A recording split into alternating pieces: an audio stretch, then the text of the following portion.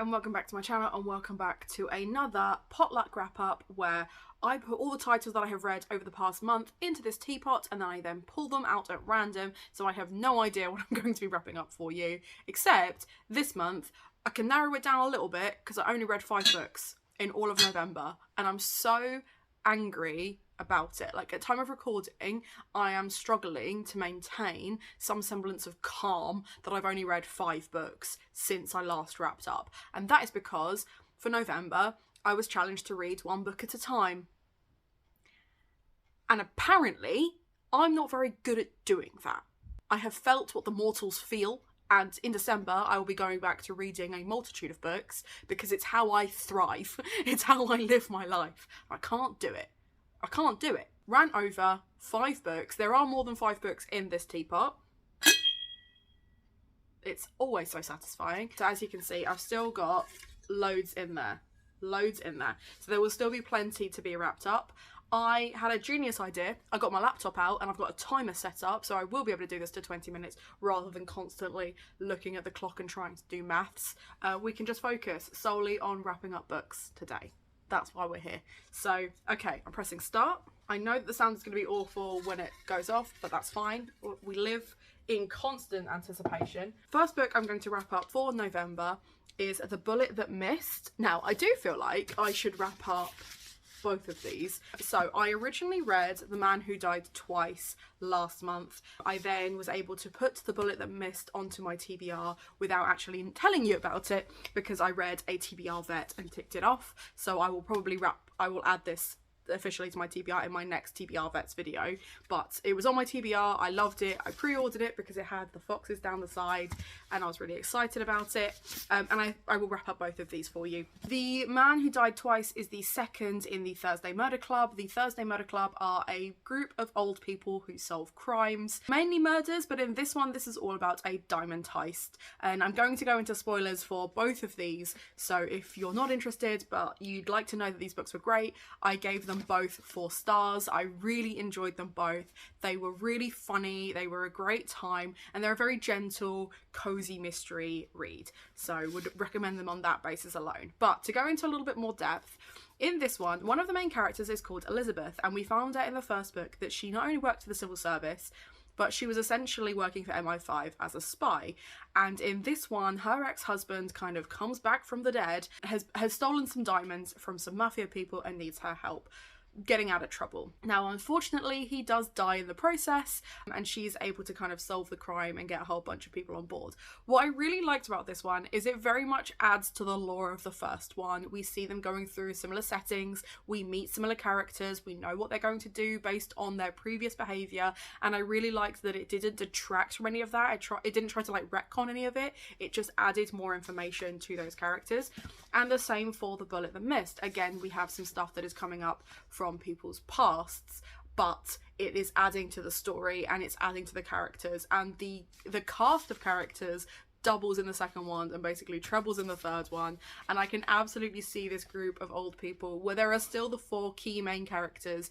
As they pick up friends along the way to solve these crimes, they're just gonna have a gang by the end of it, and it was just really fun. Like I said, it was really cozy. My main gripes that I had with the first one was that the ending was really neat, but it wasn't neat in like an authentic way. Essentially, there's a bunch of really nice characters who've done awful things and they kind of find their justice in committing suicide, and I really didn't like that. I thought that was really cheap and really poorly done, which was a shame because I'd really enjoyed the book up until that point. With these two, they still have neat endings. Everything is still neatly tied up, but it's not in such a ham-fisted way. It felt authentic to the characters as they were and what it is that their motivations were. It made sense to me that these people would work in the way they did, and I really liked that. I thought that was really, really clever. The reason they didn't get 5 stars for The Bullet That Missed, it was very, very close, but there were just some plot points where I was like, I feel like this is just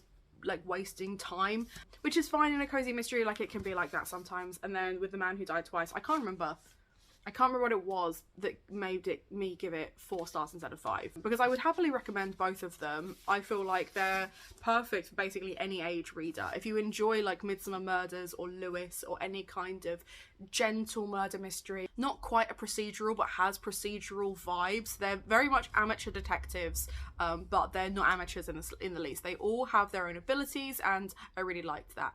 I also really liked the fact that in the first book, Richard Osman, for absolutely no reason, came for Folkestone, which was my hometown where I grew up, really hard, was like really aggressively rude about Folkestone in the first book, but in these two books he seems to have come around to the fact that Folkestone isn't the worst place on the planet. So I also really appreciated that, and yeah, would absolutely recommend both of these. They're a really good time. But I thought I would wrap up, I couldn't really wrap up the third book without wrapping up the second, so if I come across the second book in the tin, I can just pull it out, it doesn't matter. I just called it a tin, in the teapot. Next, the Tea Dragon Festival. This was a super cute graphic novel that I read for Gothtober. It was the polar opposite of everything else I read in October, in that it was very gentle, it was very sweet, it wasn't spooky at all, but it had all the rep in it that I needed. It has LGBT, BIPOC and disability rep in this. We have mute characters that know sign language, we have characters in wheelchairs, we have characters that are gender fluid, all sorts of things. But essentially the Tea Dragon Festival is a festival where people celebrate a tea dragon who was supposed to protect them, and actually we find out that this tea dragon was essentially had a curse put on them that made them fall asleep, and they haven't been doing their job properly, so they feel really guilty and they want to do everything they can to protect this town. And it's really sweet, it's really wholesome, it's really cute, and it's a real good time. This is the second in 3 books about the tea dragons, and I'm really excited to get to the third one. I can be quite succinct with that one because it's more of like a vibes than plot type scenario. Okay, next is You May Now Kill the Bride. I have unhauled this. I read this back in August, hoping that it could be a book that I recommended for Gothtober, and I hated it. I hated it with my entire being. You May Now Kill the Bride is an R.L. Stine novel from the Fear Street franchise. It was the first book in the Fear Street franchise that I'd ever read. I read a few of the Goosebumps when I was a kid, but I don't remember massively loving them, and I feel like horror has very much become a thing that I enjoy as an adult rather than as a kid. It was very much a teens to adulthood thing. I wasn't really into Goosebumps as a kid at all. Not even like the TV show. Wasn't a massive fan. And I found this whole thing so problematic. It was sexist and misogynistic the entire way through. The plot was really convoluted. It didn't make sense. It wasn't enjoyable. And the only reason I didn't DNF it is because it was available as a audiobook. And unfortunately, it was one of those ones where I'd started it and I wanted to finish it. And I think I read it for a vlog as well, but it was just so boring. It was so boring, and it had so much potential because being in the wedding industry, it's really interesting seeing the books that come out around weddings, because obviously 9 times out of 10 they're going to be romance novels. It's around romance, it's a wedding, etc. I have even written a romance around a wedding, right? It makes sense. But I'm really starting to see a pickup in thrillers and horrors set in weddings, and I'm so here for it. So if you know of a horror set at a wedding that is better than this bullshit, I'd love to see it, because I can't even remember anything about it. I know that there was a curse on 2 sisters, or on a family in general, that if these 2 families get married, one of them dies. But the whole thing was just so convoluted. It was such a waste of time and was really boring. And I remember the one thing that got me right at the end that really pissed me off was that the main character had been playing dumb the entire time and had known. And it was just, they'd done something out of spite. And I was just like, what? And like the books were cut in 2 halves. So the first half were in like the 1950s and the second half were in the 2010s. And both times the protagonist was actually the antagonist, but not in a way where it's like villain origin story or even remotely interesting. It was a plot twist for the sake of plot convenience, and I found it really grating and I didn't enjoy it. Other than that, it was completely forgettable, to be honest. Oh, The Man Who Died Twice, so I've already done that one. Let's skip ahead. Okay, the next book I'm going to wrap up is Beyond the Black Door. Now, I was disappointed in this book, but not for any real fault of the book. A.M. Strickland wrote The Ravenous Dark, and The Ravenous Dark is the first book of theirs that I read, even though Beyond the Black Door is older. And unfortunately, A.M. Strickland's writing has improved between the two books. So there were a lot of things in The Ravenous Dark that I adored that were in this, but they weren't as well crafted. There's clearly been an improvement, which meant that reading the better book first meant that my expectations were high, and then they weren't met in the same way as this book. Does that mean I won't recommend this book? Absolutely not. I think it has great asexual rep. I think it has a really interesting romance plot, considering the main character is asexual. A lot of it is more about intimacy than anything overtly sexual. I thought it was really interesting, the mythos of who the monster was and how being able to walk through dreams was done. I thought all of that was really, really interesting. But the plot absolutely could have been pushed further. This absolutely could have been a series rather than a standalone. It absolutely could have allowed time for the characters to develop beyond the stunted two-dimensionalness that they had in this novel. And I'm begging A.M. Strickland's next book to be part of a series, because I loved In the Ravenous Dark. I enjoyed this one. It wasn't my favourite, and I feel like if they're given the page space to develop a story beyond a set amount of words, it could be something magical, because the ideas in this were great. It was the execution that left a little bit like to be desired, and even that I know is because I'm a picky bitch and not because it's not actually a great book. If you were to read it the other way around, read this one, then Ravenous Dark, you will love them both. I have no doubts whatsoever. But I very much feel that this is akin to reading ACOTAR and then going back to Throne of Glass. You're going to see those plot errors. You're going to see where she's copied and pasted across. You're going to see those things that you really, really enjoyed not done as well. And I think that is always going to leave a sour taste in your mouth. So pick this one up first and then The Ravenous Dark if you haven't read anything by A.M. Strickland, because they're both great. But if you want to know which one I prefer more, I think it's clear. It's Ravenous Dark. Okay, next. I'm Glad My Mum Died. Now, this I did as an audiobook, but I am very, very tempted to get myself the hardback, just because I thought it was such an interesting novel. Now, obviously, it got loads of acclaim. It's been on basically every news outlet that talks about books or anything like that, Twitter, YouTube, etc. It is really making the rounds, and I can absolutely see why it has all of this hype. It is written by Jeanette McCurdy. The audiobook is narrated by Jeanette McCurdy, who was a Disney baby, basically. She worked her way through on iCarly and several other shows, but the whole time she was dealing with body dysmorphia that was triggered and essentially caused by the abuse of her mother. And it's really, really interesting because at no point does she really vilify her mother. Like, we do that inherently by listening to the story as she's telling it, but the whole time she is making excuses for her mum's behaviour. She is trying to empathise with her mum, and that in itself was really relatable, I thought, because I have a great relationship with my mum, but as with any relationship, there are toxic things that you lean into when you see someone all the time. So it's really, really interesting to see where those behaviours came from for her, and how disconnected she felt from such a large part of her life, which was acting, but the fact that she was doing acting because it's what her mum wanted. So it was really, really interesting, but there are a lot of references to eating disorders, and it really goes in depth into how her eating disorders became a thing and what she did about them, etc. And that I found really, really hard to listen to. It is a difficult read in that sense. It was a lot easier to get through because it was an audiobook, and it very much felt like I'm hearing it through her voice because it's her, like, and because she wrote it and is narrating it.